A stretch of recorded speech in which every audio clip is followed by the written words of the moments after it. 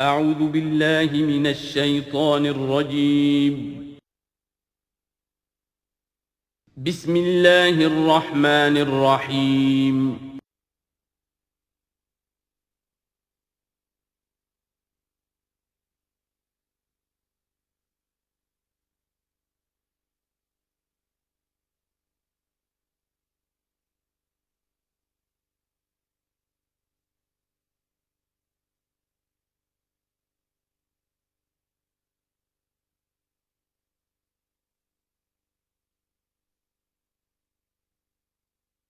الحمد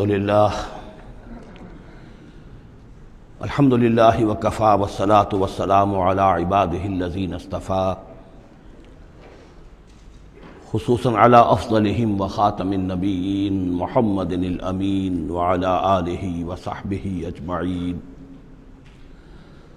اما بعد فقد قال اللہ تبارک وتعالی کما ورد فی سورة مریم سلام علیہا اعوذ باللہ من الشیطان الرجیم بسم اللہ الرحمن الرحیم واذکر فی الکتاب موسیٰ انہ کان مخلصا وکان رسولا نبیا ونادیناہ من جانب الطور الایمن وقربناہ نجیا ووہبنا لہ من رحمتنا اخاہ ہارون نبیا واذکر فی الکتاب اسماعیل انہ کان صادق الوعد وکان رسولا نبیا وکان یأمر اہلہ بالصلاة والزکاة وکان عند ربہ مرضیا واذکر فی الکتاب ادریس انہ کان صدیقا نبیا ورفعناہ مکانا علیا صدق اللہ العظیم رب اشرح لی صدری ویسر لی امری واحلل عقدۃ من لسانی یفقہوا قولی اللہم ربنا الہمنا رشدنا واعذنا من شرور انفسنا اللہم ارنا الحق حقا وارزقنا اتباعہ وارنا الباطل باطلا وارزقنا اجتنابہ اللہم ربنا آنس وحشتنا فی قبورنا وارحمنا بالقرآن العظیم اللہم اجعلہ لنا اماما ونورا وہدا ورحمہ اللہم ذکرنا منہ ما نسینا وعلمنا منہ ما جہلنا وارزقنا تلاوتہ آناء اللیل وآناء النہار واجعلہ لنا حجتا یا رب العالمین آمین۔ کل ہم نے سورہ مریم کا آغاز کر لیا تھا اور تقریباً نصف کا ہم ترجمہ کر چکے ہیں، لیکن یہ بات بیان ہونے سے رہ گئی کہ مکی اور مدنی صورتوں کے جس تیسرے گروپ میں اس وقت ہم ہیں، جس کی مکیات کا آغاز ہوا تھا سورہ یونس سے، تو اس میں 9 صورتیں ہم پڑھ چکے ہیں۔ جیسا کہ میں نے عرض کیا، وہ 9 صورتیں تین صورتوں کے سب گروپس کی شکل میں ہیں۔ ہر سب گروپ میں ایک جوڑا ہے جس کے اندر وہ نسبت زوجیت بتمام و کمال موجود ہے، اور ایک منفرد مزاج کی صورت ہے۔ سورہ یونس، سورہ ہود ایک جوڑے کی حیثیت سے، سورہ یوسف منفرد ہے، ایک ہی نبی کے حالات پر پوری صورت جو ہے وہ مشتمل ہے۔ پھر سورہ رعد اور سورہ ابراہیم یہ جوڑے کی شکل میں ہے۔ سورہ حجر یہ منفرد مزاج کی ہے، بلکہ اس پورے گروپ میں یہ اس اعتبار سے قدر مختلف نظر آتی ہے کہ اس کا انداز جو ہے وہ ابتدائی زمانے کی صورتوں کا ہے، مضامین کی مناسبت بھی انہی سے ہے۔ چھوٹی چھوٹی آیتیں ہیں، ردم جو ہے وہ بہت تیز ہے، صوتی آہنگ بہت نمایاں ہے، ڈیوائن میوزک جو ہے، جو ملکوتی غنا ہے، وہ اس میں بہت نمایاں ہے۔ پھر 3 صورتیں، سورہ نحل سب سے بڑی ہے اس سب گروپ میں، یہ منفرد مزاج کی ہے، لیکن اس کے بعد سورہ بنی اسرائیل اور سورہ کہف یہ ایک نہایت حسین و جمیل جوڑا ہے۔ اب پھر 3 صورتیں جو آ رہی ہیں، سورہ مریم، پھر سورہ طٰہٰ، سورہ انبیاء۔ یہاں بھی معاملہ وہی ہے کہ ان میں سے 2 صورتیں جو ہیں سورہ مریم اور سورہ انبیاء، ان میں بڑی گہری مشابہت ہے، اور یہ قصص النبیین کے انداز میں یہاں تذکرہ ہے انبیاء کرام کا، انباء الرسل کے انداز میں نہیں ہے۔ وہ جو انداز سورہ کہف، سورہ اعراف میں ہم نے دیکھا، سورہ ہود میں ہم نے دیکھا کہ رسول آئے، انہوں نے دعوت دی، قوم نے انکار کیا، قوم ہلاک کر دی گئی، یہ انداز جو انباء الرسل، ایام اللہ، اس کا نہیں ہے۔ لیکن یہ کہ ایک جو ہے اس سب گروپ میں منفرد صورت ہے، اور وہ ہے سورہ طٰہٰ۔ یہ اس اعتبار سے کہ تقریباً پوری ایک ہی رسول کے حالات پر مشتمل ہے، حضرت موسیٰ علیہ السلام۔ 8 میں سے 5 رکوع مسلسل جو ہیں وہ حضرت موسیٰ علیہ السلام کے حالات پر ہیں، اور ان کی ایک نسبت جو معنوی قائم ہو جاتی ہے اس سورہ مبارکہ کی سورہ یوسف کے ساتھ، وہ یہ ہے کہ تاریخی اعتبار سے ہمیں معلوم ہے کہ حضرت یوسف علیہ السلام کے زمانے میں بنی اسرائیل مصر میں جا کر آباد ہوئے، اور حضرت موسیٰ علیہ السلام کے ذریعے سے اللہ تعالیٰ نے انہیں پھر جو مصر میں فرعونیوں نے انہیں جو اپنا غلام بنا لیا تھا اس غلامی سے نجات دلائی، اور وہ واپس مصر سے نکل کر پھر اپنے آبائی وطن جو ہے سمجھیے جو حضرت ابراہیم کا مسکن تھا یعنی فلسطین کی طرف روانہ ہوئے۔ تو ان میں بھی ایک نسبت قائم تو ہو جاتی ہے، لیکن وہ فاصلے سے ہے۔ سورہ مریم میں اور سورہ انبیاء میں آپ کو قصص النبیین کے انداز کا بات ملے گی، تو یہ آپ جب ہم پڑھیں گے تو بات نمایاں ہو جائے گی۔ سورہ مریم میں ہم نے اب تک جو پڑھا ہے، سب سے پہلے حضرت زکریا حضرت یحییٰ کا تذکرہ ہوا پہلے رکوع میں، دوسرا رکوع بہت طویل ہے، اس میں حضرت مریم اور حضرت عیسیٰ کا سلام علیہم ان کا تذکرہ ہوا ہے۔ تیسرے رکوع میں پھر حضرت ابراہیم علیہ السلام کا، اور ان کے ساتھ ہی پھر حضرت اسحاق اور حضرت یعقوب کا تذکرہ ہوا ہے۔ حضرت ابراہیم کے بارے میں کہا گیا کہ انہ کان صدیقا نبیّا۔ اب یہ ایک نئی ترکیب ہے کہ جو پہلی مرتبہ قرآن مجید میں آئی ہے، اور میں نے اسی لیے آج جو ہیں کئی آیات تلاوت کی ہیں اگلے رکوع کی، کہ آپ یہ دیکھ سکیں کہ 2 کے بارے میں آ رہا ہے رسولا نبیّا، حضرت اسماعیل اور حضرت موسیٰ علیہ السلام رسولا نبیّا، انہ کان رسولا نبیّا، اور 2 ہی کے بارے میں آیا انہ کان صدیقا نبیّا، یعنی حضرت ابراہیم علیہ السلام اور حضرت ادریس علیہ السلام۔ تو اس میں فرق کیا ہے؟ ظاہر بات ہے کہ الفاظ مختلف ہیں، ترکیب مختلف ہے، تو یقیناً ان کا مفہوم جدا ہے، اگرچہ بہت ہی میرے علم کی حد تک کسی نے اس پر توجہ نہیں کی ہے، بلکہ ایک بہت بڑے عالم تھے جو مفسر قرآن بھی ہیں، ان سے جب میں نے تذکرہ کیا تو ان کا کہ کیا واقعی ایسا ہے؟ یعنی یہ کہ وہ تفسیر بھی لکھ چکے تھے لیکن انہوں نے توجہ نہیں کی۔ ہوتا یہ ہے کہ آدمی جب گزر جاتا ہے تیزی کے ساتھ، اگر کسی چیز کی توجہ نہیں ہوتی، کیا واقعی ایسا ہے کہ 2 کے بارے میں ہے رسول النبی اور 2 کے بارے میں ہے صدیق النبی؟ تو میں نے ان سے سوال کیا تھا کہ اس میں پھر کیا فرق ہے۔ اس کے لیے میں چاہتا ہوں کہ جو جس حد تک کہ مجھ پر وہ بات اللہ تعالیٰ نے منکشف فرمائی ہے وہ آپ پر بھی میں آپ کے ساتھ بھی شیئر کروں، کہ یہ جو ہم پڑھ چکے ہیں، ایک تو سورہ فاتحہ میں اہدنا الصراط المستقیم صراط الذین انعمت علیہم، راستہ ان کا ہمیں دکھا اور ان کے راستے پر چلا جن پر تیرا انعام ہوا۔ اس کی وضاحت سورہ نساء میں آئی، وَمَن يُطِعِ اللَّهَ وَالرَّسُولَ فَأُولَٰئِكَ مَعَ الَّذِينَ أَنْعَمَ اللَّهُ عَلَيْهِم مِّنَ النَّبِيِّينَ وَالصِّدِّيقِينَ وَالشُّهَدَاءِ وَالصَّالِحِينَ وَحَسُنَ أُولَٰئِكَ رَفِیقًا۔ یہ منعم علیہم جو ہیں، جن پر اللہ تعالیٰ کا انعام ہوا ہے، یہ جو جماعت ہے منعم علیہم کی، اس کے 4 درجات ہیں۔ اوپر سے چلیں گے تو انبیاء سب سے اوپر ہیں، پھر نیچے ان کے درجہ ہے صدیقین کا، پھر ان سے نیچے شہداء کا، اور پھر بیس لائن سمجھیے کہ وہ صالحین مومنین جو نیک دل مسلمان ہیں، مخلص ہیں، صادق القول ہیں، صادق الایمان ہیں، یہ گویا کہ بیس لائن ہے۔ نیچے سے چلیں گے تو اس بیس لائن سے اگر کوئی شخص ترقی کرے گا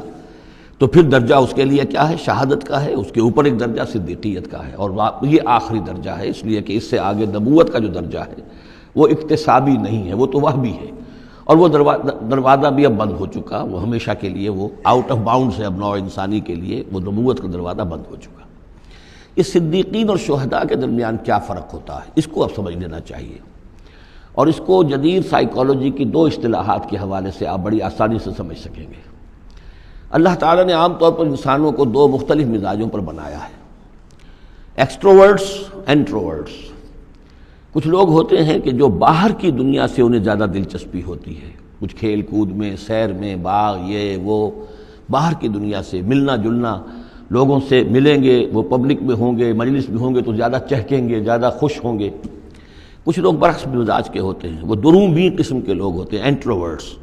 وہ اپنے خیالات ہی میں مگن رہتے ہیں، غور و فکر کرتے ہیں، سوچ بچار کرتے ہیں، انہیں تنہائی زیادہ پسند ہوتی ہے، تنہائی میں وہ زیادہ خوش رہتے ہیں۔ تو یہ ایکسٹروورٹس اور انٹروورٹس 2 مزاج ہیں بنیادی طور پر، اللہ تعالیٰ نے بنائے ہیں مختلف مزاج جو ہیں۔ اور ایک ہوتی ہے تیسری ایک کیفیت کہ جس میں یہ دونوں چیزیں بڑے توازن کے ساتھ ہو، ایمبیورٹ۔ یہ بہت شاذ ہوتا ہے، بہت شاذ ہوتا ہے، بہت کم لوگ ہوتے ہیں دنیا میں کہ جو واقعتاً اس میں توازن قائم کر سکیں، یا ادھر کا رجحان ہوگا یا ادھر کا رجحان ہوگا۔ تو جو یہ انٹروورٹس ہوتے ہیں جو غور و فکر کرتے رہتے ہیں، ان کے اندر جو ہے وہ یوں سمجھیے کہ فطرت کی جو اصل حقائق ہیں وہ کچھ زیادہ محفوظ رہتے ہیں ان کے غور و فکر کی وجہ سے۔ پھر وہ کائنات کے بارے میں بھی سوچتے ہیں تو اس کائنات کی تمام آیات الہیہ بھی گویا کہ ان سے ہم کلام ہوتی ہیں، اشارے کرتی ہیں۔ یہ وہ لوگ ہوتے ہیں کہ جن تک گویا کہ وہ حقائق از خود روشن ہو چکے ہوتے ہیں ان تک، کہ جیسے ہم نے سورہ فاتحہ پڑھتے ہوئے کہا کہ کچھ لوگ ہوتے ہیں اپنی فطرت سلیمہ اور عقل سلیم کی رہنمائی میں یہاں تک تو پہنچ گئے کہ اللہ کو پہچان لیا، آخرت کو پہچان لیا، یہ بھی سمجھ لیا کہ اللہ ہی کی بندگی کرنی چاہیے، کیسے کریں یہ پتہ نہیں، اہدنا الصراط المستقیم، اب وہ راستہ مانگتے ہیں کہ ہمیں راستہ دکھا۔ یہ صدیقین ہوتے ہیں اور ان کی شان یہ ہوتی ہے کہ جیسے ہی کسی نبی کی دعوت ان کے کان میں آتی ہے وہ ایسے لپک کر قبول کرتے ہیں کہ گویا کہ منتظر بیٹھے تھے، جیسے کوئی شخص وضو کر کے بیٹھا ہوا کہ بس اذان کی آواز آئے اور میں چلوں، اتنا ہی ہوتا ہے۔ اسی لیے حضور نے فرمایا ابو بکر رضی اللہ تعالیٰ عنہ کے بارے میں کہ میں نے جس کے سامنے بھی ایمان کی دعوت پیش کی اس نے کچھ نہ کچھ توقف ضرور کیا سوائے ابو بکر کے، ایک لحظے کا توقف نہیں کیا، گویا کہ وہ تو تیار بیٹھے ہوئے تھے۔ البتہ جو ایکسٹروورٹس ہوتے ہیں وہ چونکہ ان کی توجہ نہیں ہوتی حقائق کی طرف، وہ دنیا میں مگن ہیں، کھیل کود میں ہیں، شکار میں ہیں، کشتیوں میں ہیں، ہنسی مذاق میں ہیں، گفتگوؤں میں لگے ہوئے ہیں، تو انہیں کچھ زیادہ غور و فکر کی ان کے اندر جو ہے طبیعت کے اندر میلان نہیں ہوتا اس کا، لہذا انہیں دیر لگ جاتی ہے نبی کی دعوت کو سمجھنے میں، اس کی طرف متوجہ ہونے میں۔ لیکن یہ ہے کہ جب ان کا توجہ ہو جاتی ہے، ہوتی بھی عام طور پہ جذباتی انداز میں ہوتی ہے، لیکن جب ان کی توجہ ہو جائے جذباتی انداز میں تو پھر یہ ہے کہ وہ چونکہ ہوتے ہیں ایکٹیو زیادہ ہوتے ہیں، لہذا وہ اپنی فعالیت کی وجہ سے آگے نکل جاتے ہیں، بظاہر وہ صدیقین سے آگے نکل جائیں گے فعالیت کی وجہ سے، اس لیے کہ وہ فعال زیادہ ہیں۔ اب اس کی مثال حضرت عمر ہے، حضرت حمزہ ہے رضی اللہ تعالی عنہما، 6 سال لگ گئے۔ حضرت عمر کے بارے میں تو آپ کہہ سکتے ہیں کہ سب کوئی گھرانہ مختلف تھا، وہ بنو عدی میں سے تھے، حضور بنو ہاشم میں سے تھے، لیکن حضرت حمزہ کو کیوں دیر لگ گئی؟ 6 سال، سگے چچا ہیں، دودھ شریک بھائی ہیں، ساتھ کے کھیلے ہم جولی ہیں، نہایت محبت کرنے والے حضور سے، اور اسی کیفیت کے اندر وہ ایمان لائے کہ ایک روز آئے باہر سے، شکار کھیل کر آ رہے تھے، کئی دن باہر رہے تھے، واپس آئے تو ابھی گھر میں داخل نہیں ہوئے تھے، لونڈی نے کہا کہ آج تو ابو جہل نے بڑی گستاخی کی ہے آپ کے بھتیجے کے ساتھ، اور بس یہ سنتے ہی آگ بگولا ہو کر گئے ہیں، کمان جا کے ماری ابو جہل کے سر میں کہ تم نے یہ کیا ہے، اور اسی وقت کا اچھا میں اس پر ایمان لایا، آؤ کرو مقابلہ تم، یہ ان کے ایمان کا معاملہ ہے۔ تو یہ حمزہ ہے، اس طرح حضرت عمر ہیں، چلے تھے حضور کو قتل کرنے کے ارادے سے، لیکن اپنی بہن کے اندر جو دیکھی، اس کے اندر یہ کہاں سے اتنی استقامت آ گئی کہ بھائی جان چاہے آپ ہمیں قتل کر دیں، جان سے مار دیں، لیکن اب یہ جو دین ہم نے قبول کیا اس کو ہم چھوڑنے والے نہیں ہیں۔ بہنوئی کو تو مار مار کے لہو لہان کر دیا تھا سعید ابن زید کو، بہن کو بھی مارا ہے، لیکن پھر اچانک بدل گئے۔ پھر وہی عمر جو ہے جو تلوار ننگی لے کے چلا تھا قتل کرنے کے ارادے سے، گردن میں تلوار حمائل کیے ہوئے جیسے غلام ہوتے ہیں، ان کے ہاں غلاموں کا رواج یہ تھا، ان کی تلواریں گردنوں میں حمائل ہوتی تھی، وہ آ رہا ہے اور ایمان لا رہا ہے۔ تو یہ ہے شہداء، صدیقین اور شہداء۔ تو اب مزاج جو ہے انبیاء میں بھی آپ کو ملے گا، کچھ لوگوں کا مزاج شہداء سے مناسبت رکھتا ہے۔ حضرت اسماعیل کا آپ نے سنا ہوگا، یہ واقعات قصوں میں آتے ہیں، وہ شکار جیسے کہ حضرت حمزہ کی کیفیت ہے، وہ نکل جاتے تھے، حضرت ابراہیم 2 مرتبہ گئے ہیں، ملاقات ہی نہیں ہوئی، اس لیے کہ وہ اپنے شکار پر نکلے ہوئے تھے۔ اس طرح کا معاملہ حضرت اسماعیل کا تھا۔ حضرت موسیٰ بھی جلالی مزاج کے آدمی تھے، ایک آدمی کو مکہ مارا ہے اور اس کی جان نکال دی ہے۔ حضرت ابراہیم وہ دوسری قسم، وہ صدیق النبی، ان کے مزاج جو ہے وہ اس نوعیت کا، صدیقیت کے ساتھ مناسبت رکھنے والا۔ تو نبوت تو ان کو بھی ملی، نبوت ان کو بھی ملی، لیکن مزاجی فرق کی وجہ سے ایک صدیق نبی ہے اور ایک رسول نبی ہے، اس لیے کہ رسول کے ساتھ جو لفظ مناسبت رکھتا ہے وہ شہادت ہے۔ تمام رسول شاہد بنا کر بھیجے گئے ہیں۔ یہ جو کار رسالت ہے، تبلیغ اور اتمام حجت، اس کے اندر تو عمل کا پہلو زیادہ ہے، اور اس میں پھر شہداء زیادہ نمایاں ہوتے ہیں۔ تو رسولوں کے لیے تو ہے ہی یہ، یا ایھا النبی انا ارسلناک شاہدا ومبشرا ونذیرا وداعیا الی اللہ باذنہ وسراجا منیرا، اور جیسے کہ ہم نے پڑھا وکیف اذا جئنا من کل امۃ بشہید،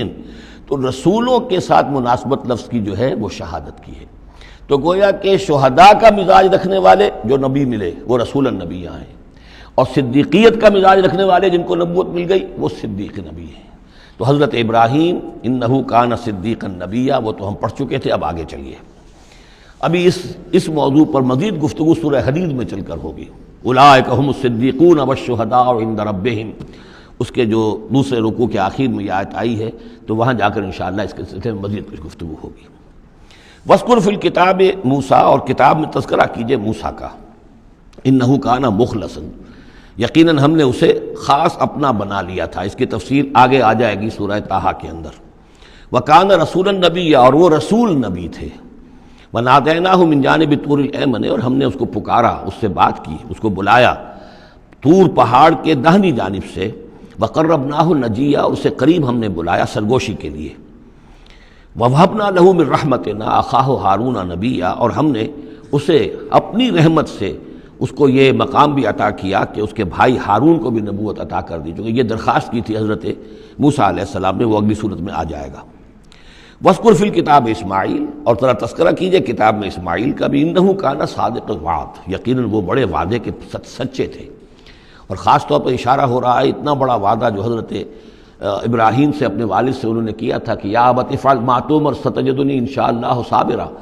ابا جان کر گزریے جو بھی آپ کو اللہ کی طرف سے حکم آ رہا ہے، مجھے ذبح کرنے کا حکم ہے، ذبح کر دیجئے، انشاءاللہ آپ مجھے صابر پائیں گے۔ تو آخری وقت تک انہوں نے اپنے اس وعدے کو نبھایا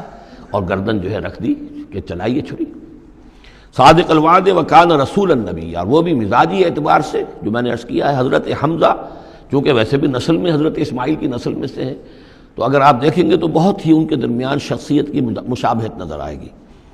رسول النبی، وہ رسول نبی تھے۔ وکان یامر اہلہ بالصلاۃ والزکاۃ وکان عند ربہ مرضیہ، اور وہ حکم دیتے تھے اپنے گھر والوں کو نماز کا بھی اور زکوٰۃ کا بھی، اور وہ اپنے رب کے نزدیک بہت ہی پسندیدہ تھے، بہت ہی اللہ تعالیٰ کو کے منظور نظر کہہ لیجیے، مرضیہ۔ وَاذْكُرْ فِي الْكِتَابِ ادریس، اور تذکرہ کیجئے کتاب میں ادریس کا بھی۔ یہ ادریس علیہ السلام جو ہے یہ ایک نبی ہے کہ جو حضرت آدم اور حضرت نوح کے مابین گزرے ہیں۔ حضرت آدم اور حضرت نوح کے مابین ایک اور نبی بھی گزرے ہیں، قرآن مجید میں ذکر نہیں ہے، تورات میں، شیس علیہ السلام۔ تو نبی تو یہ ہیں، حضرت آدم پہلے نبی، پھر یہ دو اور نبی ہیں، حضرت ادریس۔ اس تورات میں ان کا نام حنوک ہے، شیس کا نام سیس ہے، وہ تو ٹھیک ہے، اور قرآن مجید میں ان کا تذکرہ بھی نہیں ہے، لیکن حضرت ادریس کا حنوک نام ہے وہاں۔ لیکن یہ کہ یہ دونوں ہیں درمیان میں حضرت آدم اور حضرت نوح علیہ السلام، پہلے رسول حضرت نوح علیہ السلام ہے، یہ دونوں نبی ہیں صرف۔ وَاذْكُرْ فِي الْكِتَابِ ادریس، اور تذکرہ کیجئے کتاب میں، اس قرآن میں، ادریس کا، اِنَّهُ كَانَ صِدِّيقًا نَبِيًّا، یقیناً وہ بھی صدیق نبی تھے، مزاجاً ان کا بھی وہی حضرت ابراہیم کے ساتھ مناسبت، صدیقیت والا مزاج۔ وَرَفَعْنَاهُ مَكَانًا عَلِيًّا، اور ہم نے انہیں اٹھایا تھا بہت بلند مقام تک۔ اب یہ اٹھانا جو ہے، ویسے تو بعض لوگوں کا خیال ہے کہ شاید وہ بھی حضرت عیسیٰ علیہ السلام کی طرح رفع سماوی ان کی ہوئی ہے، چوتھے آسمان میں حضور کی ان سے ملاقات ہوئی ہے شب معراج میں، لیکن ایک مفہوم اس کا یہ بھی ہے کہ اونچا مقام دینا، بلند مقام دینا، اس لیے کہ یہاں الہ نہیں ہے، وہاں جو ہے وہ رافعک الیہ، جہاں کہا گیا حضرت عیسیٰ کے بارے میں تمہیں اٹھانے والا ہوں اپنی طرف، تو اس سے مفہوم جو ہے بہت معین ہو جاتا ہے، یہاں ضروری نہیں ہے کہ وہ مفہوم لیا جائے۔ اولئک الذین انعم اللہ علیہم، دیکھیے وہی لفظ آ گیا اب، یہ ہیں وہ لوگ جن پر انعام فرمایا ہے اللہ نے، من النبیین، انبیاء میں سے۔ اب ہم کیونکہ منعم علیہم کے 4 طبقات تھے، ان میں سے یہ انبیاء کا تذکرہ ہو رہا ہے سب کا، تو من النبیین من ذریۃ آدم،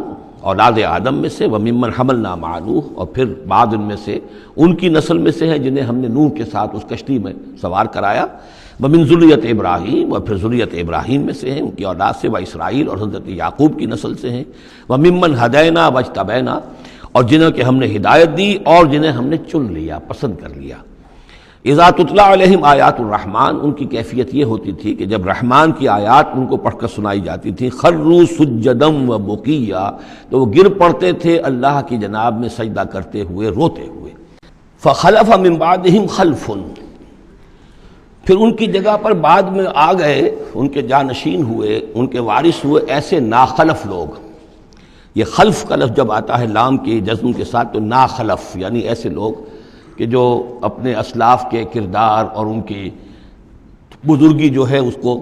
برباد کرنے والے، تباہ کرنے والے، ان کی نیک نامی کو بٹا لگانے والے ہوں، ناخلف۔ فخلف من بعدہم خلف، پھر ان کی اولاد میں سے ایسے ناخلف بھی پیدا ہوئے، اضاعوا الصلاۃ، جنہوں نے نماز کو تو ضائع کر دیا، واتبعوا الشہوات، اور خواہشات کی پیروی کی، شہوات، خواہشات، جذبات، فسوف یلقون غیا، تو عنقریب ان کی ملاقات ہو جائے گی گمراہی کے ساتھ، یعنی گمراہی کا جو انجام ہے یہ اس سے دو چار ہو جائیں گے۔ الا من تاب وآمن وعمل صالحا، سوائے اس کے کہ جو توبہ کریں اور ایمان لائیں اور نیک عمل کریں، فاولئک یدخلون الجنہ، وہ لوگ جنت میں داخل ہوں گے، ولا یظلمون شیئا، اور ان پر قطعاً کوئی ظلم نہیں کیا جائے گا، ان کا کوئی حق تلفی نہیں کی جائے گی، ان کے پورے اعمال کا انہیں بدلہ مل جائے گا۔ جنات عدن التی وعد الرحمن وعبادہ بالغیب، یعنی ان کو کیا ملے گا؟ وہ باغات، ریزیڈینشل گارڈن، بسنے والے باغات، رہنے والے باغات، جن کا کہ وعدہ کیا تھا رحمان نے اپنے بندوں سے غیب میں۔ یعنی ظاہر بات ہے قرآن مجید میں وعدہ ہو رہا ہے تو ابھی نہ وہ جنت ہمارے سامنے ہے، نہ خود اللہ تعالیٰ جو ہے روح در روح ہمارے سامنے ہے، ہم ایمان لا رہے ہیں اس پر غیب، یؤمنون بالغیب۔ انہ کان وعدہ ماتیا، یقیناً اس کا وعدہ جو ہے وہ تو پورا ہونے والا ہی ہے، اس کو تو وقت پر پہنچنا ہی ہے، اب وہ اپنی جگہ پر پختہ ثابت ہوگا۔ لا یسمعون فیہا لغوا الا سلاما، وہ نہیں سنیں گے اس میں کوئی لغو بات، بس صرف سلام ہی سلام، ہر طرف سے فرشتے آ رہے ہیں تو سلام، قیلا سلاما سلاما۔ وَلَهُمْ رِزْقُهُمْ فِيهَا بُكْرَةً وَعَشِيًّا، اور ان کے لیے ان کا رزق ہوگا اس میں صبح بھی اور شام کو بھی۔ تِلْكَ الْجَنَّةُ الَّتِي نُورِثُ مِنْ عِبَادِنَا مَنْ كَانَ تَقِيًّا، یہ ہے وہ جنت جس کو کہ ہم جس کے وارث بنائیں گے ہم اپنے بندوں میں سے ان کو کہ جو متقی ہوں گے، خدا ترس ہوں گے، اللہ سے ڈرنے والے ہوں گے۔ وَمَا نَتَنَزَّلُ إِلَّا بِأَمْرِ رَبِّكَ، اور اے نبی ہم نہیں نازل ہوتے مگر آپ کے رب کے حکم سے۔ لَهُ مَا بَيْنَ أَيْدِينَا وَمَا خَلْفَنَا وَمَا بَيْنَ ذَلِكَ وَمَا كَانَ رَبُّكَ نَسِيًّا، اسی کے اختیار میں ہے جو کچھ ہمارے سامنے ہے اور جو کچھ ہمارے پیچھے ہے اور جو ان دونوں کے مابین ہے، اور اے نبی آپ کا رب بھولنے والا نہیں ہے۔ یہ بہت اہم مضمون ہے، اور در حقیقت ایک مضمون کا یوں سمجھیے کہ سلسلہ شروع ہو رہا ہے جس کی پہلی کڑی یہ ہے۔ اس کو یوں سمجھیے کہ حضور صلی اللہ علیہ وسلم کو جو قرآن مجید سے شغف تھا اور محبت تھی اور شوق تھا آپ کا، تو جو وقفہ پڑ جاتا تھا وہی میں، وہ آپ پر بڑا شاخ گزرتا تھا۔ آپ چاہتے تھے کہ وہی جلدی جلدی آئے تاکہ آپ اس سے اور اپنے وجود پرنور کو مزید منور کریں۔ آپ جو ہے قرآن مجید سے جو آپ کو عشق تھا اس کے بنا پر اس میں آپ کو اجلت رہتی تھی کہ جلدی آئے قرآن۔ تو اس حوالے سے آپ نے حضرت جبرائیل سے شکوہ کیا کہ آپ وقفے وقفے سے آتے ہیں، ہم انتظار کرتے رہتے ہیں۔ اس کا یہ جواب ہے جو جہاں دیا جا رہا ہے، وَمَا نَتَنَزَّلُ إِلَّا بِأَمْرِ رَبِّكَ، اے نبی ہم اپنی مرضی سے نہیں نازل ہو سکتے، ہم نہیں نازل ہوتے مگر آپ کے رب کے حکم سے۔ لہو ما بین ایدینا، یہ بہت ہی یعنی یوں سمجھیے کہ گہرے الفاظ ہیں۔ لہو ما بین ایدینا وما خلفنا، جو ہمارے آگے ہے اس کا اختیار بھی اللہ ہی کا ہے، جو ہمارے پیچھے ہے اس کا اختیار بھی اللہ ہی کا ہے۔ وما بینہما وما بین ذالک، آگے اور پیچھے کے مابین کون ہے پھر؟ ہم، میں، میرا وجود، میرے آگے میرے پیچھے، اور ان دونوں کے درمیان کون ہے؟ میں گویا کہ بالکلیہ اللہ تعالیٰ کے حکم کے تابع ہوں۔ فرشتے کی یہی شان ہے کہ فرشتہ جو ہے یفعلون ما یؤمرون، جو حکم ملتا ہے، لا یعصون اللہ ما امرہم، ان کا معاملہ یہ ہے کہ جو بھی اللہ کا حکم ہے گویا کہ وہ تو اس سے سرتابی نہیں کرتے، سرے منہ اس میں فرق نہیں ڈالتے۔ وما نتنزل الا بامر ربک، ہم نہیں اترتے یا اتر سکتے مگر آپ کے رب کے حکم سے،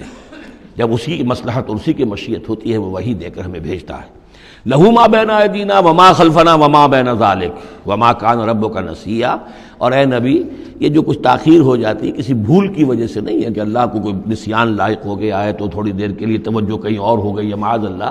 تیرا رب جو ہے بھولنے والا نہیں ہے، بلکہ یہ حکمت کے تحت ہے، اللہ تعالیٰ کی مشیت یہ ہے۔ کذالک لنثبت بہ فؤادک رتلناہ ترتیلا،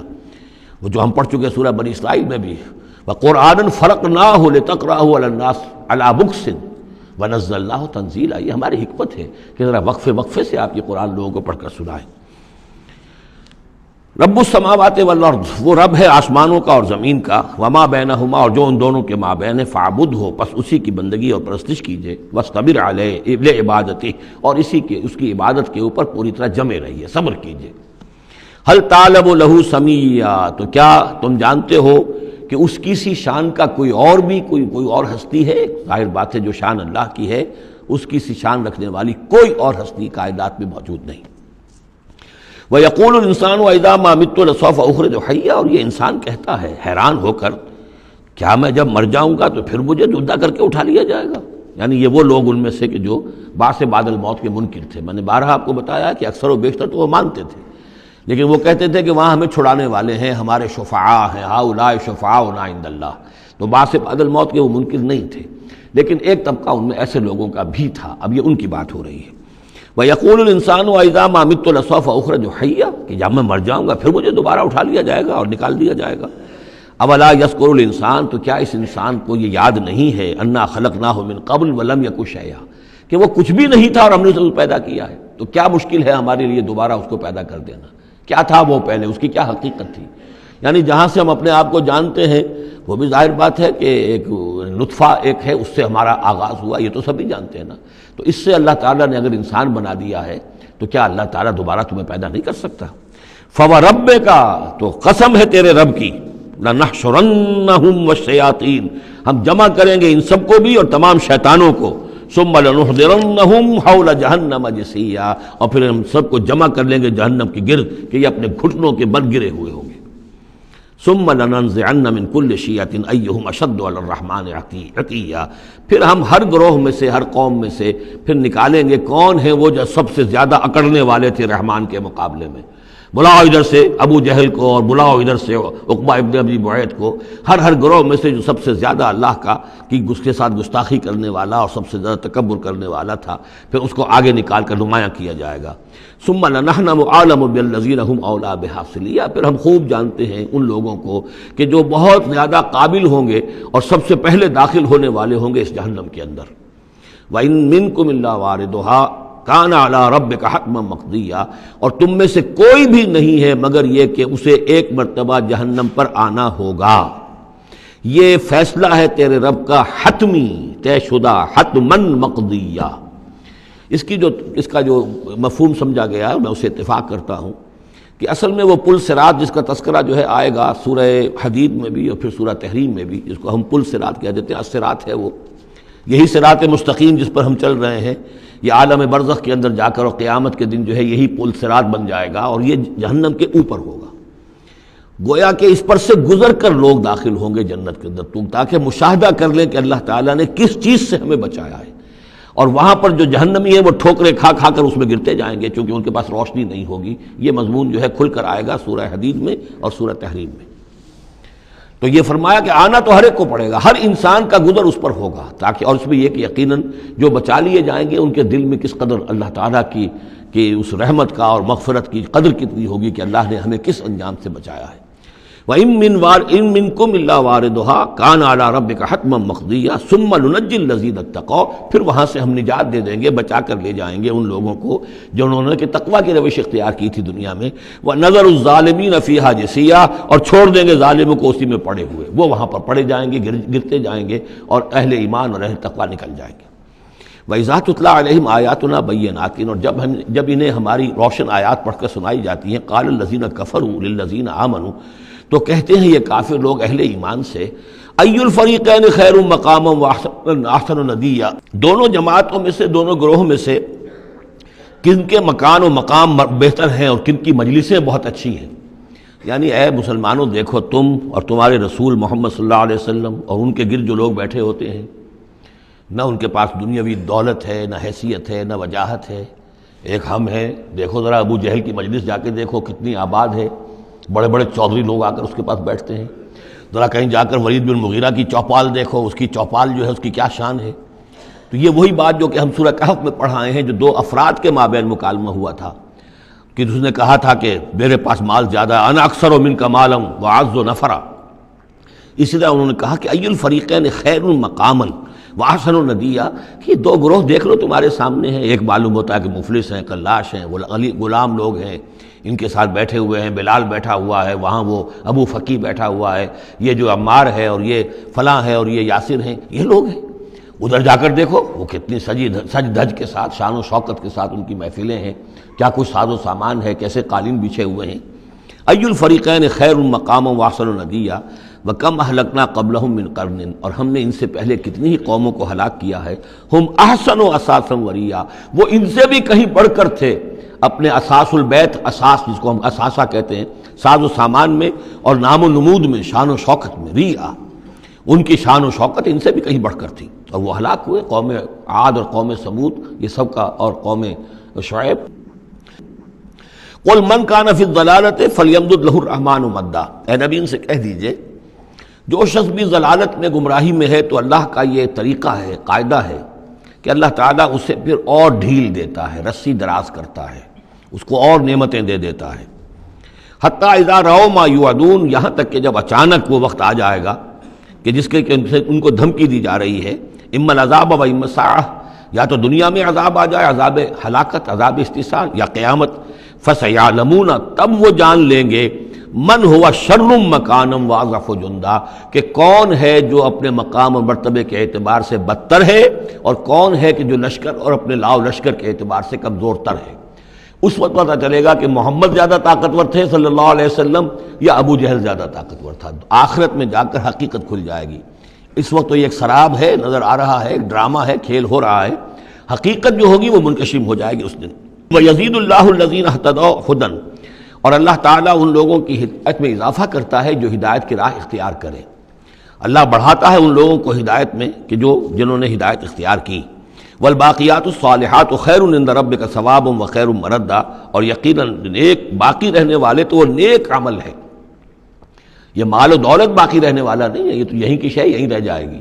باقیات الصالحات، بقا اگر ہے، دوام ہے، انسان کے ساتھ اس عالم آخرت میں جانے والی کوئی شے ہے تو باقیات الصالحات ہے، وہ تو نیک کام ہے۔ خیر عند ربک ثوابا، وہ یقیناً تیرے رب کے نزدیک بہت بہتر ہیں بدلے کے اعتبار سے بھی، وخیر مردا، اور اس اعتبار سے بھی کہ لوٹ کر جایا جائے ان کے پاس۔ جب ہم وہاں پہنچیں گے ہمیں اپنے اعمال جو ہیں وہ منتظر ملیں گے، ان کی جزا، بلکہ یہ کہ کہا جائے گا یہ تمہارے اعمال ہی ہیں، ان کی شکل بدل گئی ہے۔ افرأیت الذی کفر بآیاتنا وقال لأوتین مالا وولدا، تو کیا تم نے دیکھا اس شخص کو جو ہماری آیات کا تو کفر کرتا ہے اور کہتا ہے مجھے تو لازماً ملے گا، مال بھی ملے گا اور اولاد بھی ملے گی۔ یہ وہی بات سمجھ لیجیے سورہ کہف میں آ چکی ہے کہ اس نے کہا تھا وَلَئِن رُدِدتُّ إِلَىٰ رَبِّي لَأَجِدَنَّ خَيْرًا مِّنْهَا مُنقَلَبًا، تم جو ہو جوتیاں پھٹکار رہے ہو یہاں پر بھی، تمہیں وہاں بھی کچھ نہیں ملنا۔ اگر واقعی آخرت ہو ہی گئی، اول تو مجھے گمان نہیں، میں نہیں سمجھتا کہ وَمَا أَظُنُّ السَّاعَةَ قَائِمَةً وَلَئِن رُدِدتُّ إِلَىٰ رَبِّي لَأَجِدَنَّ خَيْرًا مِّنْهَا مُنقَلَبًا، تو مجھے وہاں پر بھی اچھا ہی ملے گا جیسے یہاں اچھا ملا ہوا ہے۔ وہی اسی طرح یہ ہے کہ ان کا ہمیں تو وہاں پر بھی ملے گا، آخرت میں بھی بہت سا مال بھی ملے گا، اولاد بھی ملے گی۔ اطلاع الغیب، یہ دنیا بھی مراد ہو سکتی ہے لیکن میرے نزدیک آخرت ہی مراد ہے۔ اطلاع الغیب، کیا وہ غیب پر مطلع ہو چکا ہے، اس نے جھانک کر دیکھ لیا ہے غیب کو؟ ام اتخذ عند الرحمن عہدا، یا وہ کوئی رحمان سے عہد لے چکا ہے، پکا قول و قرار لے چکا ہے جس پر اس یقین سے کہہ رہا ہے کہ اسے تو مال بھی ملے گا اور اولاد بھی ملے گی؟ کلا، ہرگز نہیں۔ سنکتب ما یقول، جو کچھ یہ کہہ رہا ہے وہ ہم لکھ لیں گے تاکہ جواب دہی پوری کرنی پڑے کہ کیا کیا بکواس تم کیا کرتے تھے۔ وَنَمُدُّ لَهُ مِنَ الْعَذَابِ مَدًّا، اور پھر عذاب کے اندر ہم اس کے اضافہ کرتے چلے جائیں گے، عذاب کو اس کے لیے کھینچتے چلے جائیں گے۔ وَنَرِثُهُ مَا يَقُولُ، اور جو کچھ وہ کہہ رہا ہے اس کے وارث تو ہم ہوں گے، سارا مال دنیاوی سامان جو بھی کچھ ہے وہ تو ہماری وراثت میں آ جائے گا۔ وَيَأْتِينَا فَرْدًا، اور وہ جب آئے گا ہمارے سامنے ہماری عدالت میں پیش ہونے کے لیے تو ایک فرد کی حیثیت سے آئے گا، نہ اولاد ساتھ ہوگی، نہ مال، نہ خدم، نہ حشم، نہ قوم، نہ ہم نشین، نہ حاشیہ نشین، کوئی نہیں ہوگا۔ وَاتَّخَذُوا مِن دُونِ اللَّهِ آلِهَةً، انہوں نے اللہ کے سوا کچھ اختیار کر لیے ہیں اپنے معبود، لِيَكُونُوا لَهُمْ عِزًّا، تاکہ وہ ان کے مددگار بنے، ان کے لیے سہارا بنے، پشت پناہ بنے، اللہ کے ہاں انہیں کچھ چھڑا سکے عذاب سے۔ کلا، ہرگز نہیں۔ سَيَكْفُرُونَ بِعِبَادَتِهِمْ، وہ تو ان کی عبادت کا انکار کریں گے، جیسا کہ پہلے بھی آ چکا ہے، وہ فرشتے ہوں، اولیاء اللہ ہوں، انبیاء ہوں، حضرت عیسیٰ ہوں، شیخ عبد القادر جیلانی ہوں، کوئی بھی ہو، ان کا تو مانگو تو کفر کرے گا، تم کیا کہہ رہے ہو، ہمیں تو معلوم بھی نہیں تھا کہ تم ہم سے دعائیں کرتے رہے اور ہمیں سمجھتے رہے کہ ہم تمہیں چھڑا لیں گے۔ سَيَكْفُرُونَ بِعِبَادَتِهِمْ، وہ انکار کریں گے ان کی عبادت کا۔ وَيَكُونُونَ عَلَيْهِمْ ضِدًّا، اور وہاں ان کے مخالف ہوں گے، انہیں وہاں پر پروسیکیوٹ کروائیں گے۔ أَلَمْ تَرَ أَنَّا أَرْسَلْنَا الشَّيَاطِينَ عَلَى الْكَافِرِينَ تَعُزُّهُمْ عَزًّا، کیا تم نے دیکھا نہیں کہ ہم کافروں پر شیاطین کو بھیجتے رہتے ہیں، یعنی یہ کہ یہ شیاطین جن جو ہیں یہ ان پہ حملہ آور ہوتے رہتے ہیں اور انہیں خوب ابھارتے رہتے ہیں گناہوں کے اوپر، اور انہیں اور سرکشی کے اوپر آمادہ کرتے رہتے ہیں۔ وجہ کیا ہے کہ خود انہوں نے شیطان کی رفاقت کو اختیار کی ہے۔ فلا تعجل علیہم، اب یہ مضمون یہاں دوسری مرتبہ آ گیا، عجلت نہیں، فلا تعجل علیہم۔ ایک تو فرمایا قرآن مجید کے ضمن میں عجلت نہ کیجیے، اس کی جو بھی تنزیل ہے وہ اللہ تعالیٰ کی حکمت کے تحت جو اس میں تدریج ہے اسی کو آپ سمجھیے کہ خیر اسی میں ہے، آپ کا شوق اپنی جگہ ہے، لیکن یہ کہ ایک دوسری بات فلا تعجل علیہم ان کے بارے میں بھی آپ جلدی نہ کیجیے، ایسا نہ ہو کہ آپ کے دل میں یہ خیال آئے کہ اب ان کفار مکہ کی رسی جو ہے مزید دراز نہیں ہونی چاہیے، اب ان کو پکڑ لیا جانا چاہیے، انہوں نے حد کر دی ہے۔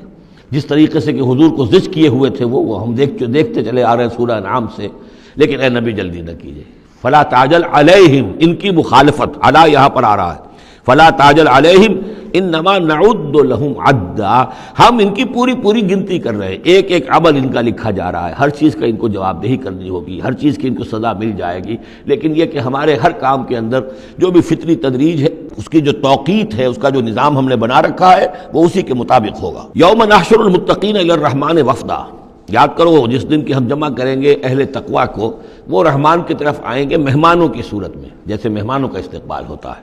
وفد آیا ہے۔ وَنَسُوقُ الْمُجْرِمِينَ إِلَىٰ جَهَنَّمَ وِرْدًا، اور جو مجرم ہیں انہیں ہم دھکیلیں گے، دھکے دیں گے، ہانک کر لے جائیں گے جہنم کی طرف، جیسے کہ کوئی پیاسے جانور جاتے ہیں گھاٹ کی طرف۔ لا يملكون الشفاعة الا من اتخذ عند الرحمن عہدا، کسی کے بھی کوئی شفاعت کام نہیں آئے گی سوائے اس کے کہ جس نے رحمان کے پاس اپنا ایک مقام حاصل کر لیا ہے، یعنی ایک شخص جو ہے بنیادی طور پر اللہ کے ساتھ اس نے اپنا عہد نبھایا ہو، اللہ کی بندگی کر رہا ہو،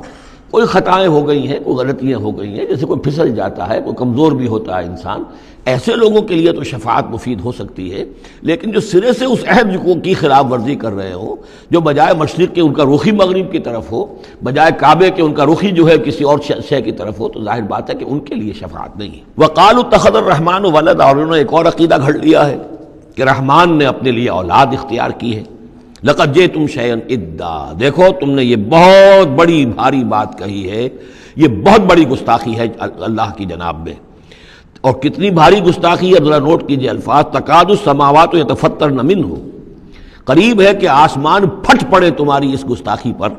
وتنشق الارض، اور قریب ہے کہ زمین شق ہو جائے، وتخر الجبال حدا، اور یہ پہاڑ جو ہے دھماکے کے ساتھ گر پڑے، ان دعوا للرحمن ولدا، کہ انہوں نے رحمان کے لیے بیٹا قرار دیا، بیٹی قرار دی۔ مشرکین عرب نے فرشتوں کو خدا کی بیٹیاں بنا دیا، عیسائیوں نے حضرت مسیح کو خدا کا بیٹا بنا دیا، اور یہودیوں نے عزیر کو خدا کا بیٹا بنا دیا۔ ان دعوا للرحمن ولدا وما ينبغي للرحمن ان يتخذ ولدا، رحمان کے تو یہ شایان شان ہی نہیں ہے کہ وہ کسی کو اولاد بنائے۔ یہ اس کی وضاحت میں کر چکا ہوں کہ اولاد کی ضرورت اس کو ہوتی ہے جو خود فانی ہو، ہمیں معلوم ہے ہم مر جائیں گے، ہمارا نام و نشان مٹ جائے گا، اولاد کے ذریعے سے ہمارا نام زندہ رہے گا۔ یہ اصل میں ایک اپنے ہی تسلسل انسان سمجھتا ہے کہ میری ہستی کا تسلسل ہے، میری اولاد گویا کہ میرا اپنی بقا کی ایک شکل ہے، اس لیے کہ یہ انسان کے اندر ہے۔ مجھے یاد ہے جب ہم پڑھتے تھے کالج میں تو الفا ایک کمپنی ہوتی تھی لاہور میں جو فائل کورز وغیرہ بناتی تھی نوٹ بکس کے، تو اس میں پیرامڈس کے عنوان سے جو بہترین الفاظ لکھے ہوئے تھے اب بھی مجھے یاد ہیں، still and resolute, calm and self-possessed, still and resolute. The pyramids echo unto eternity, the defiant cry of man's will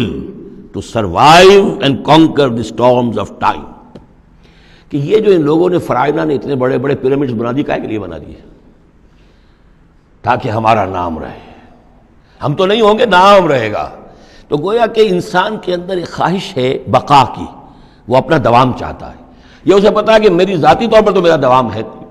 تو میں کوئی عمارت بنا دوں، میرا نام جو ہے اس کے حوالے سے دنیا کے اندر رہے۔ اور یہی معاملہ اولاد کا ہے کہ اولاد سے انسان کو سب سے زیادہ جو اس کو خواہش ہوتی ہے وہ اپنا بقا، اپنا تسلسل، وہ سمجھتا ہے کہ میری اپنی کنٹینیوٹی ہے کہ جو میری اولاد کے ذریعے سے۔ ظاہر بات ہے کہ اللہ ہمیشہ خود باقی رہنے والا ہے،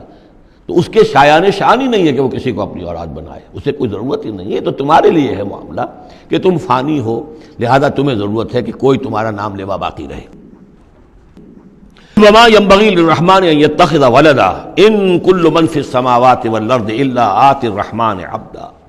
نہیں ہے کوئی بھی آسمانوں اور زمین میں کوئی بھی مگر یہ کہ وہ حاضر ہوگا رحمان کی عدالت میں بندے کی حیثیت سے، کسے باشد، جبکہ ہمیں معلوم ہے کہ محمد رسول اللہ صلی اللہ علیہ وسلم بھی حاضر ہوں گے تو بندے کی حیثیت سے، عبدہ ورسول، عبد۔ اور حضور فرماتے ہیں کہ اس روز میدان حشر میں لواء الحمد بیدی، میرے ہاتھ میں ہوگا حمد کا جھنڈا، اور اس روز جو میں حمد کروں گا اللہ کی وہ آج نہیں کر سکتا۔ اللہ تعالیٰ کی حمد بیان کریں گے محمد الرسول اللہ عدالت خداوندی میں کھڑے ہو کر۔ تو معلوم یہ ہوا کہ جو بھی آئے گا بندہ بن کر آئے گا، وہ عیسیٰ ہوں یا عیسیٰ ابن مریم انت قلت للناس اتخذونی وامی الہین من دون اللہ، یہ سوال کیا جائے گا کہ نہیں؟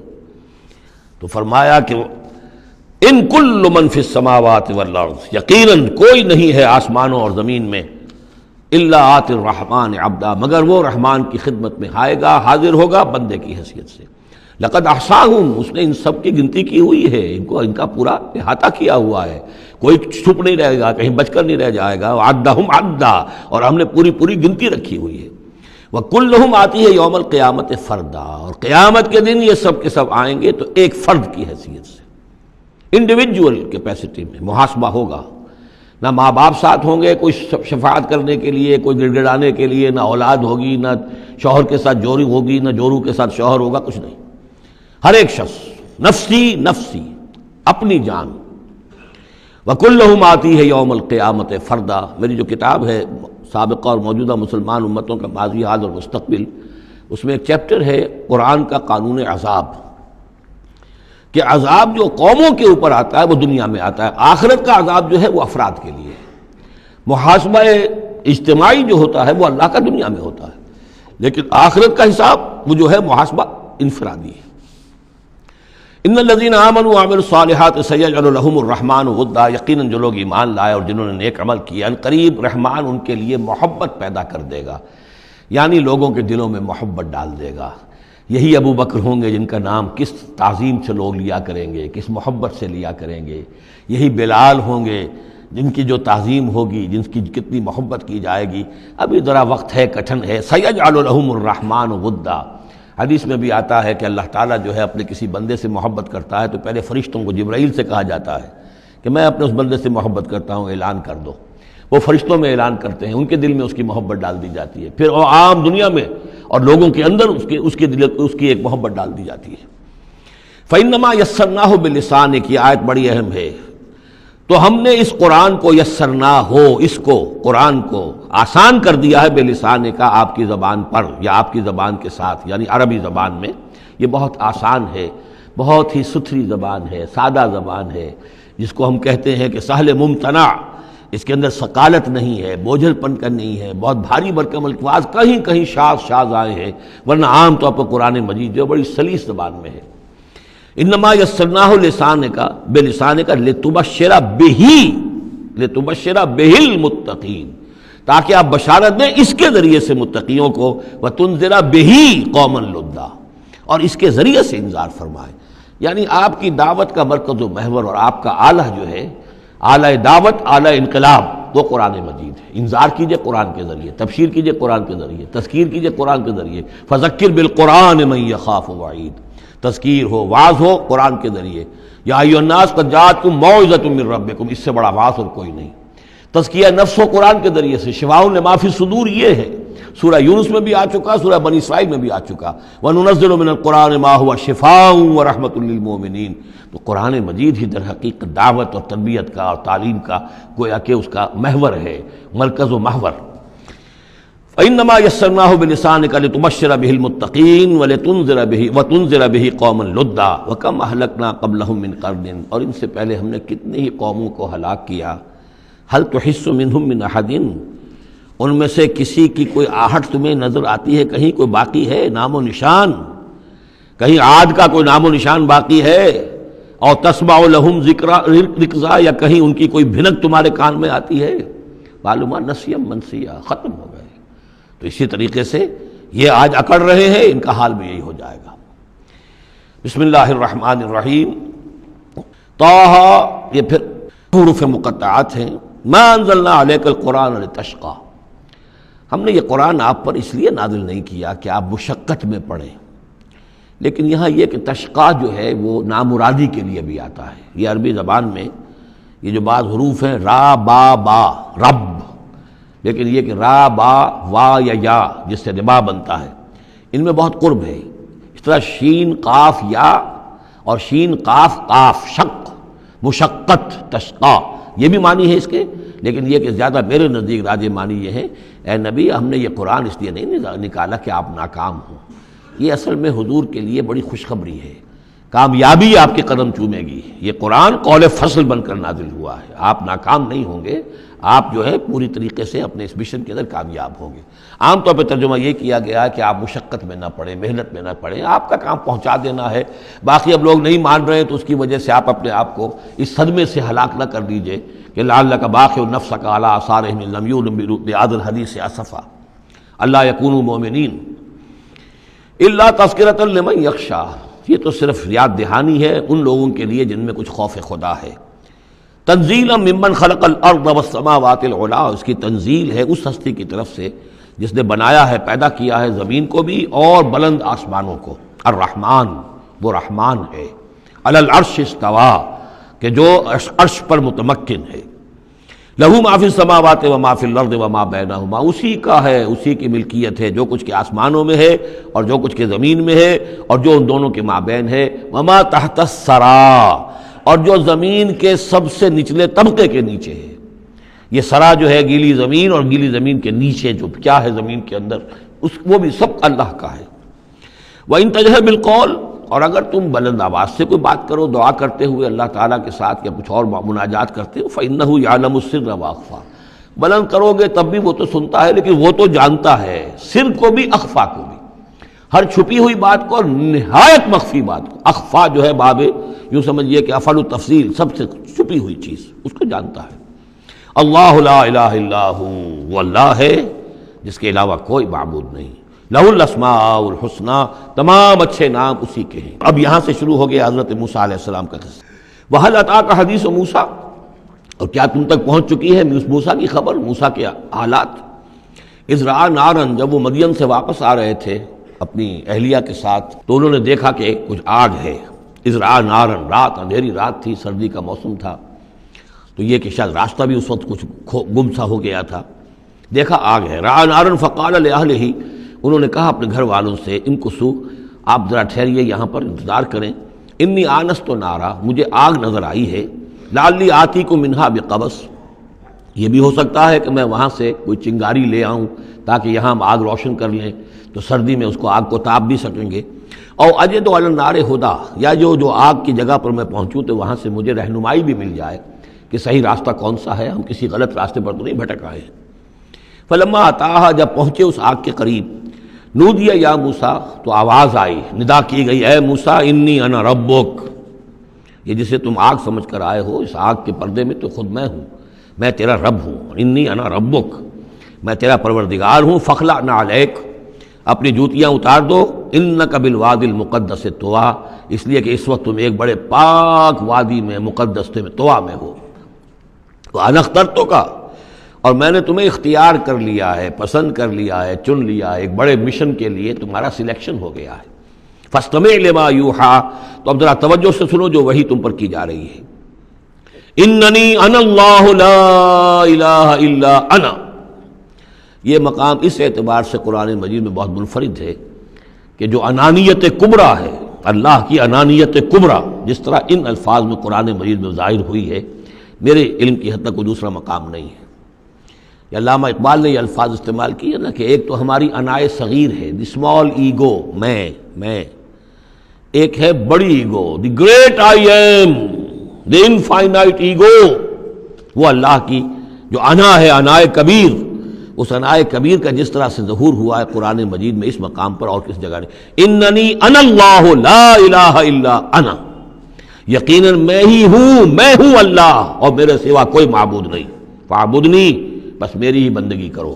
میری ہی پرستش کرو، واقم الصلاۃ لذکری، اور نماز قائم رکھو میری یاد کے لیے، ان الساعۃ آتیۃ، اور یہ بات بھی یاد رکھو قیامت آ کر رہے گی، اکاد اخفیہا، میں اسے مخفی رکھوں گا، لتجزی کل نفس بما تسعی، تاکہ بدلہ مل جائے ہر شخص کو، ہر جان کو جو کچھ کہ اس نے کوشش کی ہو۔ فلا یصدنک عنہا من لا یؤمن بہا، تو دیکھنا تمہیں کہیں روگردان نہ کر دیں وہ لوگ کہ جو اس پر ایمان نہیں رکھتے، جو آخرت کو نہیں مانتے، کہیں تمہیں بھی آخرت سے برگشتہ نہ کر دیں یا نماز سے برگشتہ نہ کر دیں۔ یہ انہا کی ضمیر دونوں طرف جا سکتی ہے۔ واتبع ہواہ، وہ لوگ کہ جو اس سے آخرت سے خود جو ہے روگردان ہے اور جنہوں نے کہ اپنی خواہشات کی پیروی کی ہوئی ہے، فتردا، تو تم بھی ہلاک ہو جاؤ گے اور تم بھی گڑھے میں گرو گے۔ وما تلک بیمینک یا موسیٰ، اور اے موسیٰ تمہارے یہ داہنے ہاتھ میں کیا ہے؟ قال ہی عصائی، کہا یہ میرا عصا ہے، اتوکأ علیہا۔ اس میں نکتہ نکالا ہے مفسرین نے کہ دیکھیے جو اللہ تعالیٰ سے مخاطبت اور مکالمے کا جو ایک ذوق حاصل ہو رہا ہے، تو جواب اتنا ہی کافی تھا یہ میرا عصا ہے، لیکن آگے بڑھا رہے بات کو، یہ میرا عصا ہے، اتوکأ علیہا، میں اس پہ ذرا ٹیک لگا لیا کرتا ہوں، واحش بہا علی غنمی، اور میں اپنی بکریوں کے لیے اس سے پھر پتے جھاڑتا ہوں درختوں سے، وَلِيَ فِيهَا مَآرِبُ أُخْرَى، اور میرے اور بھی بہت سے کام ہیں جو اس لاٹھی سے، اس عصا سے میں لیتا ہوں۔ قال القها یا موسیٰ، فرمایا ذرا ڈال دو زمین پر اس کو اے موسیٰ، فالقاها، تو انہوں نے ڈال دیا، فَإِذَا هِيَ حَيَّةٌ تَسْعَىٰ، تو وہ تو دیکھتے ہی دیکھتے ایک سانپ بن گیا، چلتا ہوا دوڑتا ہوا۔ قال خذها ولا تخف، ایک دوسرے مقام پر آپ دیکھیں گے کہ حضرت موسیٰ پر اتنا خوف طاری ہوا کہ پیٹھ موڑ کر بھاگے وہاں سے، وَلَّا مُدْبِرًا، وہاں سے بھاگے، لیکن یہ کہ اللہ نے فرمایا موسیٰ ڈرو نہیں، واپس آؤ اور اس کو پکڑو، یہاں وہ تفصیل نہیں ہے۔ قال خذها ولا تخف، فرمایا اس کو پکڑ لو اور ڈرو نہیں، سنعیدها سیرتها الاولیٰ، ہم اسے لوٹا کر واپس لے جائیں گے اس کی پرانی شکل پر، پرانی سیرت پر۔ وَاضْمُمْ يَدَكَ إِلَىٰ جَنَاحِكَ، اور ذرا اپنا ہاتھ جو ہے وہ اپنی بغل کے ساتھ ملاؤ، تخرج بیضاء، پھر جب نکالو گے تو وہ نکلے گا بالکل سفید ہو کر روشن، من غیر سو، بغیر اس کے کہ اس میں کوئی بیماری پیدا ہوئی، وہ برس نہیں ہوگا، اس میں برس نہیں بلکہ یہ کہ بغیر کسی مرض کے وہ چمکتا ہوا ہوگا سفید۔ آیتن اخری، یہ دوسری نشانی ہے۔ تو یہ دو نشانیاں ہم نے تمہیں دی ہیں، لنریک من آیاتنا الکبریٰ، تاکہ ہم دکھائیں تمہیں اپنی بڑی نشانیاں، ان میں سے کچھ نشانیاں، یہ دو نشانیاں ہم نے دی ہیں۔ اذهب الی فرعون انہ طغیٰ، اب جاؤ فرعون کی طرف، وہ بہت سرکش ہو گیا ہے، اس کی سرکشی جو ہے وہ اب حد سے تجاوز کر رہی ہے، تو جاؤ اور اسے دین کی دعوت دو، خیر کی دعوت دو، اور خاص طور پر یہ بھی کہو کہ بنی اسرائیل پر ظلم نہ کرے اور انہیں واپس جانے دے جہاں سے وہ آئے تھے، فلسطین سے۔ قال رب اشرح لی صدری، یہ دعا بڑی اہم ہے، ہر شخص کو یاد ہونی چاہیے، جو بھی کوئی بھی دین کی دعوت کا کام کرنا چاہے تو اس کے لیے یہ دعا جو ہے اس کو یاد کرنا۔ حضرت موسیٰ نے دعا کی، پروردگار میرے ذرا سینے کو کھول دے اس کے لیے، اس کام کے لیے، اس بڑے مشن کے لیے جو میرے حوالے کر رہا ہے۔ وَيَسِّرْ لِي أَمْرِي، اور یہ بھاری کام جو ہے اسے میرے لیے آسان کر دے۔ وَاحْلُلْ عُقْدَةً مِّن لِّسَانِي، اور میری زبان میں لکنت ہے، اے پروردگار اس لکنت کو، اس عقدے کو کھول دے۔ یفقہوا قولی، تاکہ وہ میری بات اچھی طرح سمجھ سکیں۔ لکنت والا شخص جو ہے ظاہر بات ہے جب گفتگو کرتا ہے تو لوگوں کو سمجھنے میں دقت ہوتی ہے۔ وَاجْعَلْ لِي وَزِيرًا مِّنْ أَهْلِي، ایک اور درخواست میری یہ ہے کہ میرا ایک وزیر بنا دیجئے میرے خاندان میں سے۔ وزیر وزر سے ہے بوجھ اٹھانے والا، یعنی ذمہ داریوں میں کوئی مدد کرنے والا، سہارا بننے والا۔ تو وَاجْعَلْ لِي وَزِيرًا مِّنْ أَهْلِي، میرے اپنے خاندان میں سے، ہارون اخی، اور خود اس سجیسٹ کر دیا میرے بھائی ہارون کو اس کام میں، اشدد بہ اذری، اس کے ذریعے سے میری کمر کو مضبوط کر دے، اور اشرکہ فی امری، واشرکہ فی امری، اسے میرے اس کام میں شریک کر دے، کہ نسبحک کثیرا، تاکہ ہم دونوں مل کر پھر تیری تسبیح کریں کثرت کے ساتھ، ونذکرک کثیرا، اور تیرا ذکر کریں کثرت کے ساتھ، انک کنت بنا بصیرا، یقیناً پروردگار تو ہمیں دیکھ رہا ہے ہمارے حالات سے، تو خود جو ہے وہ چشمدید گواہ ہے۔ قال قد اوتیت سؤلک یا موسیٰ، فرمایا کہ ٹھیک ہے موسیٰ، گرانٹڈ، یور ریکویسٹ گرانٹڈ، قد اوتیت سؤلک یا موسیٰ، اے موسیٰ جو تم نے سوال کیا، جو درخواست کی، وہ سب ہم نے منظور کی۔ وَلَقَدْ مَنَّا عَلَيْكَ مَرَّةً أُخْرَىٰ، اور ہم نے تو تم پر ایک مرتبہ اور بہت بڑا احسان کیا تھا۔ اِذْ أَوْحَيْنَا إِلَىٰ أُمِّكَ مَا يُوحَىٰ، جبکہ ہم نے تمہاری ماں کو وحی کی تھی جو تمہیں وحی کی جا رہی ہے۔ اب تمہیں ہم بتا رہے ہیں کہ ہم نے اس وقت کیا وحی کی تھی۔ وہ وحی کیا تھی؟ کیونکہ اس زمانے میں بھی طے تھا کہ تمام جو ہے بنی اسرائیل میں جو بیٹا بھی پیدا ہو اس کو قتل کر دیا جائے، صرف بیٹی کو زندہ رکھا جائے۔ تو بھی حضرت موسیٰ علیہ السلام کی جو والدہ ہیں ان کو اللہ تعالیٰ نے یہ حکم الہام کے ذریعے سے یا وحی کے ذریعے سے جو بھی تھا وہ بھیج دیا تھا۔ اب کہہ دیا تھا اقذفیہ فی التابوت، کہ اس کو ذرا ایک صندوق میں بند کرو، فاقذفیہ فی الیم، اور پھر اسے دریا میں ڈال دو۔ فلیلقہ الیم بالساحل، دریا اسے ساحل پر لے جائے گا، ساحل پر رکھ دے گا۔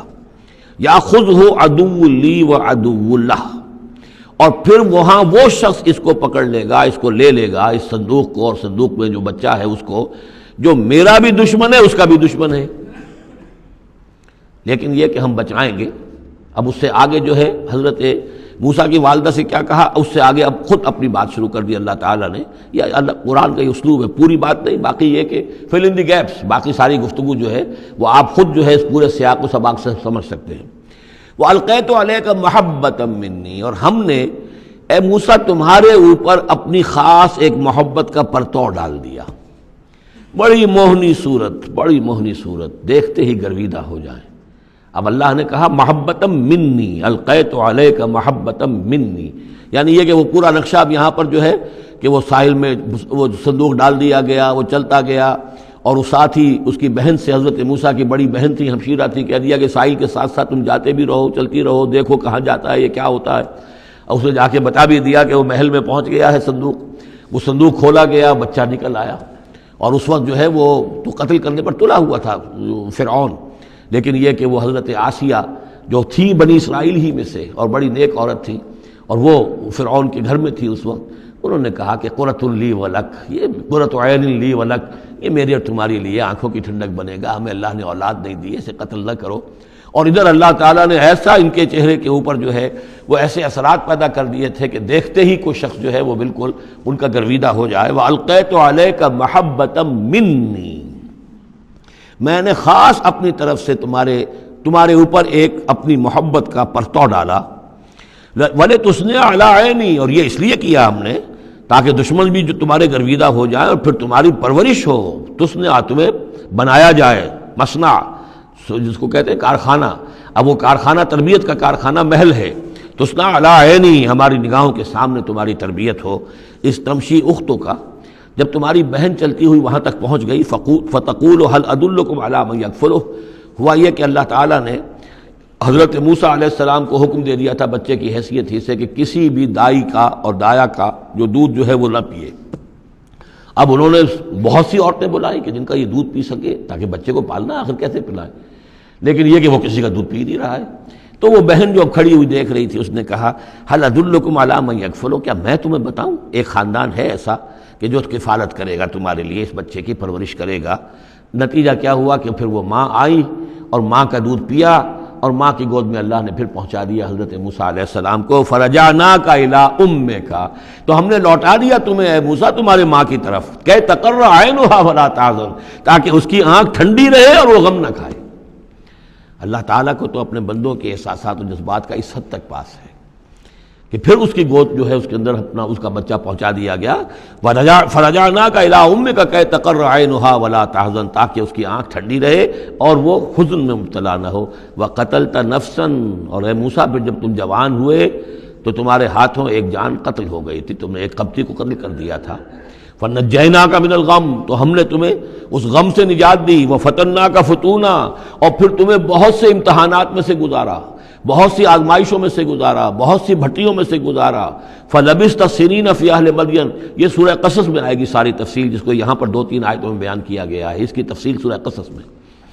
فلبثت سنین فی اہل مدین، پھر تم اہل مدین میں رہے کئی سال.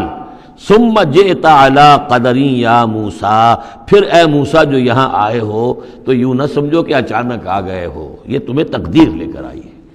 میرا فیصلہ لے کر آیا ہے. یہ سارا معاملہ جو ہے یہ پلانڈ ہے، یہ ہم نے اس طریقے سے کیا ہے. یہ ساری چیز جو ہے یہ از خود نہیں ہو گئی ہے، الٹپ نہیں ہو گئی ہے، یہ کوئی اندھا بہرا جو ہے وہ چانس نہیں ہے. ثم جئت علی قدری یا موسیٰ واصطنعتک لنفسی، اور میں نے تمہیں بنایا ہے، تیار کیا ہے. یہ صنعت ہی سے اصطناع باب افتعال، لیکن صاد کی مناسبت سے تیج ہے وہ توئے میں بدل گئی ہے. میں نے تمہیں تیار کیا ہے، خاص طور پر تمہارے اندر خصوصی صلاحیتیں پیدا کی ہیں، تمہیں خاص طور پر بادشاہ کے محل میں پرورش کروایا ہے، اس لیے کہ مجھے تم سے ایک بڑا کام لینا ہے. واصطنعتک لنفسی اذهب انت واخوک بآیاتی ولا تنیا فی ذکری، جاؤ تم اور تمہارا بھائی میری یہ نشانیاں لے جاؤ اور دیکھنا میرے ذکر میں سستی نہ کرنا. اذهبا الی فرعون انه طغى، جاؤ تم دونوں فرعون کی طرف، وہ یقیناً بہت سرکش ہو گیا ہے. فقولا له قولا لینا لعله يتذکر او یخشی، تو دیکھو جا کر وہاں پر بات کرنا اس سے بڑی نرم، ایسا تاکہ شاید کہ وہ سوچے یا اس کے دل میں بھی خوف پیدا ہو جائے. قالا ربنا اننا نخاف ان یفرط علینا، انہوں نے کہا پروردگار ہمیں تو اندیشہ یہ ہے کہ وہ اچانک ہم پر پھٹ پڑے، بھڑک اٹھے اور ہمارے اوپر بھبک پڑے اور یطغی یا ہم پر کوئی زیادتی کرے. قال لا تخافا، فرمایا نہیں تم دونوں ڈرو نہیں، اننی معکما اسمع و ارا، میں تم دونوں کے ساتھ ہی ہوں، ہر بات سنوں گا بھی، سنتا بھی ہوں، دیکھوں گا اور دیکھتا ہوں۔ بارک اللہ لی ولکم فی القرآن العظیم ونفعنی وإیاکم بالآیات والذکر الحکیم۔